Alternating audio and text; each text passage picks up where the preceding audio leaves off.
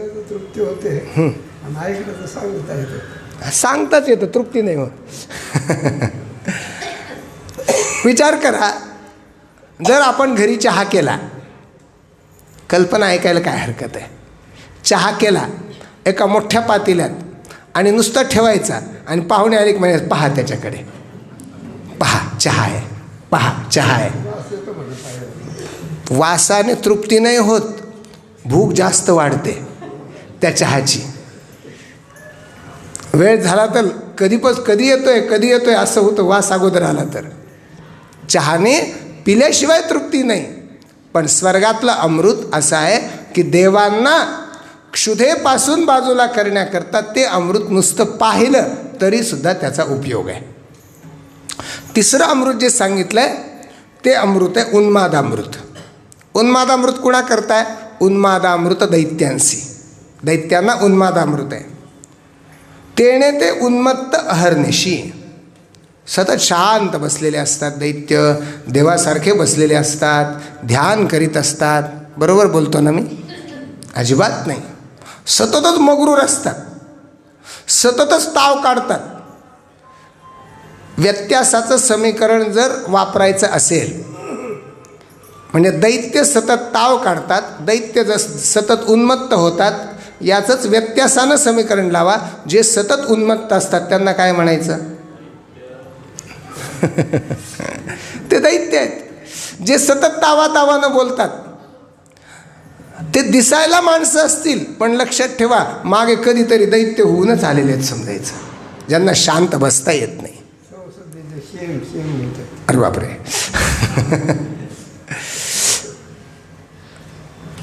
मला बोलायचं हे की उन्मादामृत दैत्यांकरता आहे, ते सतत उन्मत्त राहतात.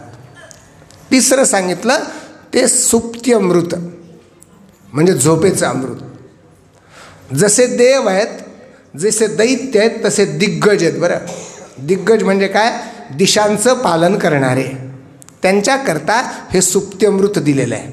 नाथ महाराज म्हणतात सुषुप्त्यमृत ते दिग्गजांशी, तेणे ते सुखेसी डुल्लत. त्यांनी एकदा ते अमृत पिलं की शांतपणे नुसते डोलत राहतात. काही लोक कीर्तनात तसं करतात. बरं, कीर्तनात बसले, मधून मधून असं करायचं. समजा शेजारी कोणी बसला असला, त्याला उठवायचा प्रयत्न केला, अहो उठा कीर्तन चाललं. तेव्हा म्हणतो तुला कोण म्हणलं मी झोपलो आहे, मी शांतपणे डोळे झाकून ऐकतोय, असं म्हणतात लोक. ते हां, दोन्ही दिसती वर्म जाणे तो पारखी. एक ध्यानी करती जप, एक बैसोनी घेती झोप, दोन्ही दिसती सारखी. डोळे झाकले म्हणजे दोघेही सारखेच दिसतात. पण कोण झोपलेला आहे आणि कोण जप करतोय याचं वर्म त्याच्या जवळ न जाता ज्याला कळतं त्याला पारखी म्हणा, त्याला पारखी म्हणा. हे सुषुप्ती अमृत दिग्गजांकरता दिलं. नाथ महाराज पुढे म्हणतात की ज्यावेळी समुद्राचं मंथन झालं, त्यानंतर अमृताची प्राप्ती झाली, देवांनी आणि दैत्यांनी कलह केला, भगवंतानं मोहिनीचा अवतार धारण केला आणि मग जे अमृत दिलं त्याचं नाव आहे तेणे अमृत विभागून इतरा अमृत वाढवून राखिले आपण परमामृत. देवदैत्यांना अमृत दिलं, पण स्वतः जवळ जे ठेवलं त्याला परमामृत म्हणतात. अशा प्रकारचं जे परमामृत आहे, उत्तम अमृत आहे, सर्वोत्तम अमृत आहे, हे अमृत नेमकं काय करतं हा मुद्दा आहे. अमृत आपल्याला मिळालं. बघा तुम्ही, स्वर्गातलं अमृत मिळालं, देवांना मिळतं. ते मरू न देणार आहे असं म्हणतात, पण देव मरत नाहीत का? देव मरतात. याचं कारण आहे, माऊलींनी याचं कारण सांगून ठेवलं आहे. जे काळकूटाचे सहोदर मृत्यू भेणे प्याले अमर. स्वर द्या बरं, स्वर. जे काळकूटाचे सहोदर मृत्यू भेणे प्याले अमर, की दिहाचे पुरंदर 14 जाती. 10व्या अध्यायात माऊलींनी सांगितलं की मृत्यूच्या भीतीनं ते अमृत पिलं जातं. पण अमृत कुणाचा भाऊ आहे हो? कुणाच्या पाठीवर जन्माला आलं आहे अमृत?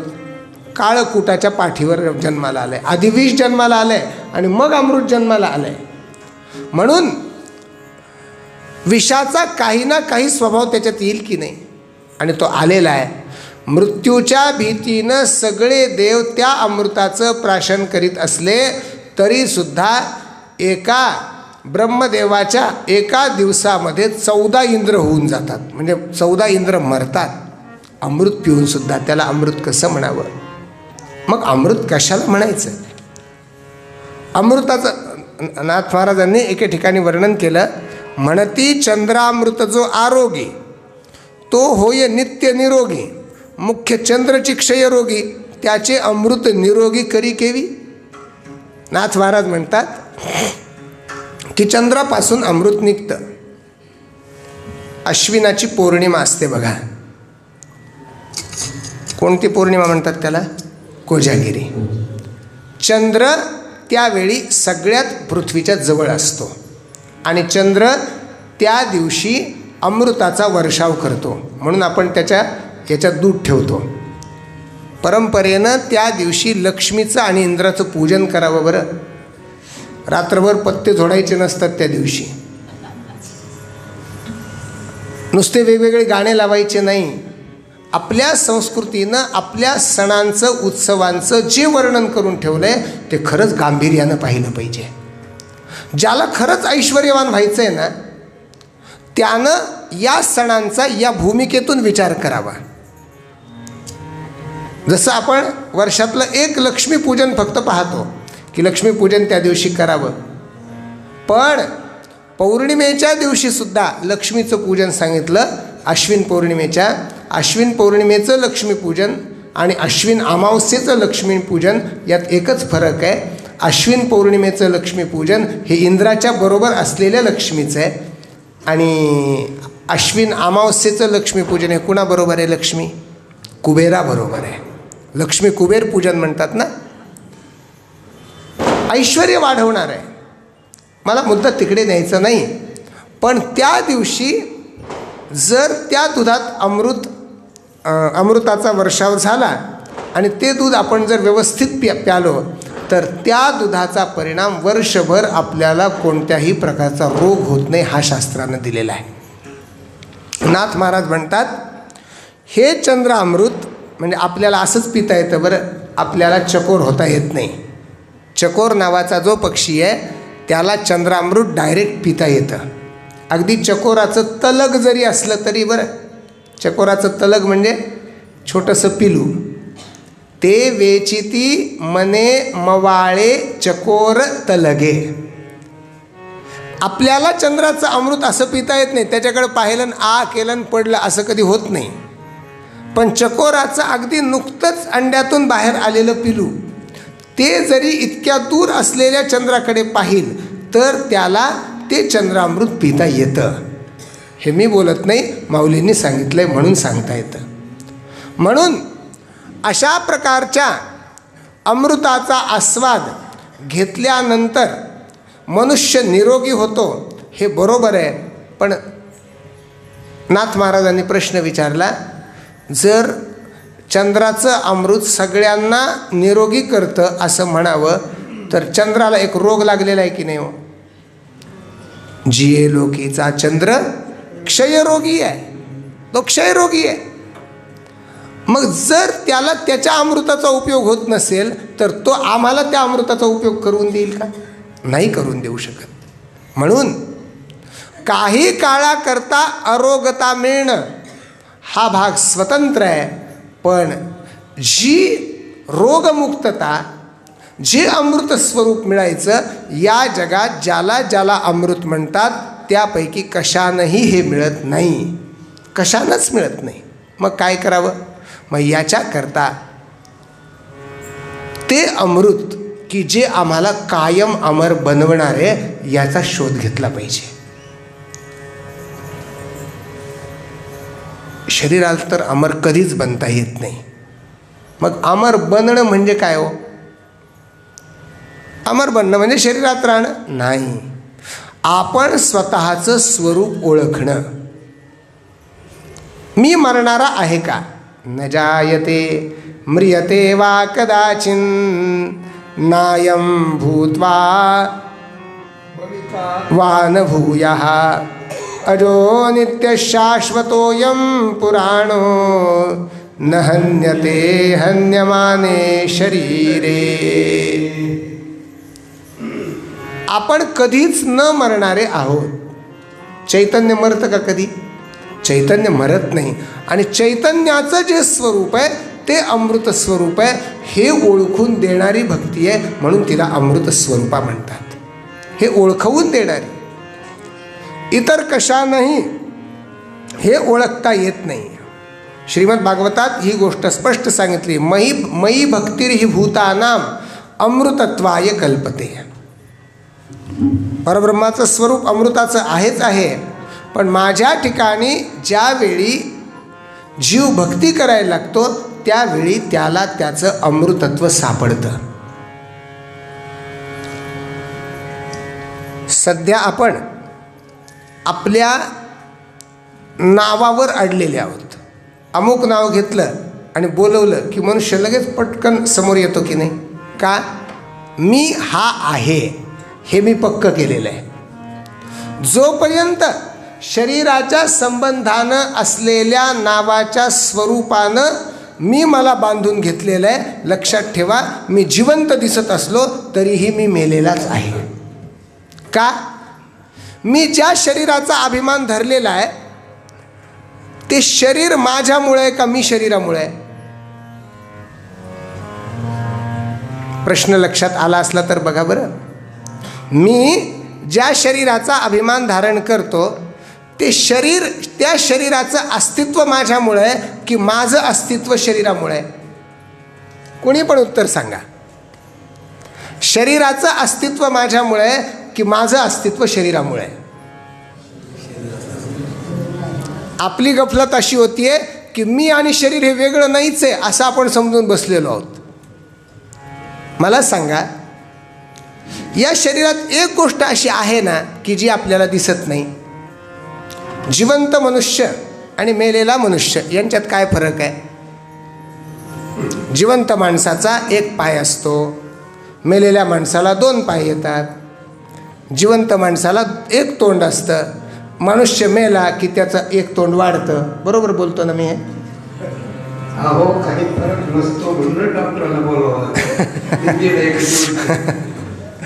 सांगा ना की मेलेला मनुष्य आणि जिवंत मनुष्य यांच्यात काय फरक आहे? फरक कळतो का? पण मेलेला माणूस हा मेलेला आहे हे कळतं की नाही? बाहेरचा फरक नाही आहे, पण यात जे दिसत नाही ते याच्यातून गेलंय एवढं तर कळतं की नाही? जे कधीच दिसलं नाही आत्तापर्यंत, आत्ताही आपण बसलेलो आहोत, फक्त आपली हालचाल चालू आहे, एवढंच आपल्या जिवंतपणाचं लक्षण आहे. आणि आता बघा, आता ही जी हालचाल करणार आहे त्याला मी म्हणा आणि याच्यापासून शरीराला वेगळं करा. हे जेव्हा वेगळं करू तेव्हा माझा प्रश्न तुमच्या लक्षात येईल की मी शरीरामुळे की शरीर माझ्यामुळे? नाही लक्षात आला तरी? लक्षात आला का प्रश्न? मी याच्याशिवाय पुढे जाणार नाही हेही पक्का आहे. शरीरात ज्याची हालचाल चालते त्याला चेतना म्हणतात. पै नखवुनी केशवरी, माऊली बोलते, नखापासून केशापर्यंत उभी जागे शरीरी, जी सतत जागी असते, जी या शरीराची हालचाल करते तिला चेतना म्हणतात. बालट आहे ना, कोणत्याही अवस्थेत ती सारखीच आहे, अशी ती चेतना आहे. आणि त्या चेतनेचा आणि शरीराचा अर्थाअर्थी संबंध नाही. तुम्हाला दृष्टांत देऊन सांगतो. प्रकाश आहे, बल्बचा प्रकाश पडलेला आहे. बल्बचा प्रकाश या संपूर्ण दालनाला चिकटून आहे का नाही सांगा? चिकटलेला आहे का नाही? कोणी पण सांगा. चिकटलेला आहे. चिकटलेला म्हणाल तर बटन दाबलं की बंद झाला की निघून कसा जातो एकदम? त्याला चिकटला. एखादी वस्तू एखाद्याला चिकटली आहे, ही असं पक्क झाली, आपण त्याला फेविक्विक लावलं तर ती निघण्याकरता किती प्रयत्न करावे लागतात. पण त्या बल्बच्या प्रकाशाला बटन दाबलं की तो निघून जातो आहे. आणि आता मात्र असं वाटतंय की सगळं त्यानं भरलं आहे, सगळीकडे तो चिकटला आहे. याच पद्धतीची चेतना आपल्या शरीरात आहे. चेतनेचं अस्तित्व या प्रकारानंच आपल्या शरीरात आहे. बटन दाबलं की लाईट ज्याप्रमाणे बंद होते ना, तसं देवानं वरून बटन दाबलं की यातली लाईट जाते. अटॅक आला, संपला. काय केलं, कोण होतं, लक्षात ठेवा, ते जे आहे ना ते मी आहे. कुणालाही माहीत नसलेलं, पण तेच मी आहे. या शरीराचा आणि माझा सुतराम संबंध नाही. दोन अपरिचित व्यक्ती जशा भेटाव्यात ना, तसं चैतन्य आणि शरीर आहे. चैतन्याला शरीर माहीत नाही आणि शरीराला चैतन्य माहीत नाही, अशी स्थिती आहे महाराज. म्हणून शरीराचं अस्तित्व माझ्यामुळे आहे, हे नीट लक्षात ठेवावं लागतं. शेवटी कोण टिकतं? शरीर टिकत नाही, शरीर निघून जाणारच आहे. शरीराचा नाश आहेच आहे, पण चैतन्याचा नाश कधीच नाही. आणि जे कधीच नष्ट होत नाही त्याला अमृत स्वरूप म्हणतात. आता बघा, आता आपल्याला आपल्या या अमृत स्वरूपाची ओळख ज्याच्यामुळे होते ती भक्ती अमृत आहे. याचा विचार आपल्याला थोडा करायचा. ज्ञानानंही आपली ओळख आपल्याला होते, नाही असं नाही, पण सामान्य मनुष्य त्या अधिकाराचा नाही. म्हणून आपल्याला जर आपली ओळख करून घ्यायची असेल तर पहिल्यांदा परमात्मा ओळखावा लागतो, देव ओळखावा लागतो. आणि देव भक्तीच्या द्वारे ओळखता येतो. आणि त्यानंतर आपल्याला अमरस अमृत स्वरूप ओळखता येतो. तुकाराम महाराजांचं एक प्रमाण सांगतो आणि पुढे जातो. अमर आहा, अमर आहा, खरे की पहा खोटे हे. तुम्ही स्वतः अमृत स्वरूप आहात, पण तुम्हाला ते ओळखावं लागेल. जोपर्यंत शरीराला चिकटून जीव आहे तोपर्यंत शरीराच्या सुखानं सुखी व्हावं लागतं आणि शरीराच्या दुःखानं दुःखी व्हावं लागतं. शरीराला पोळलं की मला पोळलं म्हणतो. अरे मला पोळलं म्हणजे नेमकं कोणाला पोळलं? कोणी सांगू शकतो? नाही सांगू शकत. म्हणून याचा विवेक भक्ती करवून देते. भरवसा मग भरवसा कळेल. म्हणून अशा प्रकारे या अमृतत्वापर्यंत ज्याला जायचं आहे त्यानं एका अमृताचं सेवन करावं. जी भक्ती नावाचं अमृत देतं त्याचं नाव आहे नामामृत. नामामृत गोडी वैष्णवा लाधली, योगिया साधली जीवन कळा. त्या रसगंगाधर ग्रंथामध्ये जगन्नाथ पंडितांनी एक सुंदर मनाला उपदेश केला. बरं, मृद्विका रसिता शिता समशिता पीतंच स्फीतं पयः स्वर्यातेन सुधाप्यधायि कतिधा रंभाधर खंडितः सत्यं ब्रूहि मदीय जीव भवता भूयो भवेद भ्राम्यता कृष्णेत्यक्षरयोर्यं मधुरिमोद्गारः क्वचिल्लक्षितः. जगन्नाथ पंडित आपल्या मनाला म्हणतात, जीवाला म्हणतात, जीवा तू आत्तापर्यंत या संपूर्ण त्रैलोक्यात खूप फिरलास आणि फिरून तुला काय काय मिळालं? पहिल्यांदा ते सांगतात मृद्विका रसिता. साखर खाल्ली ना? साखर कशी असते? गोड असते, गोड लागते, पण जास्त खाल्ली की साखर होते शरीरात. साखर गोड आहे. सीता समशिता पीतंच स्फीतं पयः. बरं, दूध कसं असतं? पाहेपा दूध पवित्र आणि गोड, अमृत आहे. आणि त्यातल्या त्यात गावरान गाईचं दूध अमृत असतं. बरं, जर्शी गाईचं दूध अमृत नसतं, विष असतं, अक्षरशः विष असतं. त्याच्याकडे माणसाने जाऊ नये. वासना वाढवणार आहे, अनेक रोग निर्माण करणार आहे. पण गावरान गाईचं दूध मात्र अमृतासारखं आहे, अमृत आहे. पीतंच स्फीतम, बरं त्याला सुद्धा फेस आलेला असावा. काय आहे, त्यातल्या त्यात जास्त परिणाम करणारं दूध, याचं एक धारोष्ण. आणि दुसरी गोष्ट आहे, दूध, साखर आणि तूप हे एकत्र केलं, प्रमाण आठवतं का? क्षीर तुपा साखरे झालिया भेटी, तैसी पडे मिठी गोडपणे. दूध असावं, तूप घालावं, साखर घालावी आणि लगेच प्यायचं नाही, त्याला एकजीव करायकरता मिसळत चालायचं, एकमेकात मिसळत चालायचं. त्यानं काय होतं, फेसाळलेलं दूध होतं, कॅलरी वाढतात. आणि त्याचबरोबर ते फेसाळलेलं दूध, त्याला संस्कृतमध्ये स्फीतपय म्हणतात. पीतंच स्फीतम पया. अमृताचा आस्वाद देणाऱ्या अशा फेसाळलेल्या दुधाचं पानही तू केलं असशील जीवा. अजून काय पिलं असेल, स्वर्यातेन सुधाप्यधाई कतिधा रंभाधर खंडित. कधी स्वर्गात गेला असशील. आपण काय स्वर्गात गेलो नसू का? कधीतरी गेलेलोच आहे. मग तिथंही तिथलं अमृत पिलं असेल. ते म्हणतात रंभेच्या बरोबर बसला असशील, निवांत कपात अमृत घेतला असेल, एकमेकाला ते कप लावले असतील, ते पेलं असेल. काय काय काय काय करतात लोक. हे सगळं केलं असशील बाबा. स्वर्यातेन सुधाप्यधाई कतिधा रंभाधर खंडित, हे सगळं पिलं असेल. पण मदीय जीव सत्यम ब्रूहि, माझ्या जीवा खरं बोल. त्रैलोक्यात इतकं तू फिरलास, पण कृष्ण कृष्ण कृष्ण कृष्ण या नावातून जी गोडी आणि जे अमृत बाहेर पडतं, ते तुला आजपर्यंत अनुभवाला आलं का सांग. याचं उत्तर आहे, ही गोडी कुठेच अनुभवाला येत नाही. का? याचं कारण आहे, इतर अमृत इच्छा वाढवतात आणि भगवंताच्या नामाचं अमृत इच्छा, संसाराची इच्छा कमी करतं. इच्छा वाढत गेली की मनुष्य मृत्यूला सामोरा गेला, आणि इच्छा कमी झाली की मनुष्य अमरत्वाकडे आला. हे सूत्र आहे, हे सूत्र आहे. म्हणून कृष्ण कृष्ण कृष्ण राम कृष्ण हरी या नामाचा उच्चार करीत गेलं की अंतरंगातली विषयाच्या सुखाची वासना कमी होते.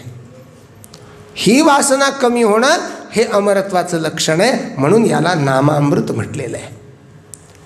भूयो कृष्णेत्यक्षरयोरियम मधुरिमोद्गार क्वचित लक्षित. म्हणून अशा नामाच्या अमृताच्या द्वारे जीवाला अमरत्व प्रदान करणारी भक्ती आहे. बरं, नामस्मरण घेताना सुद्धा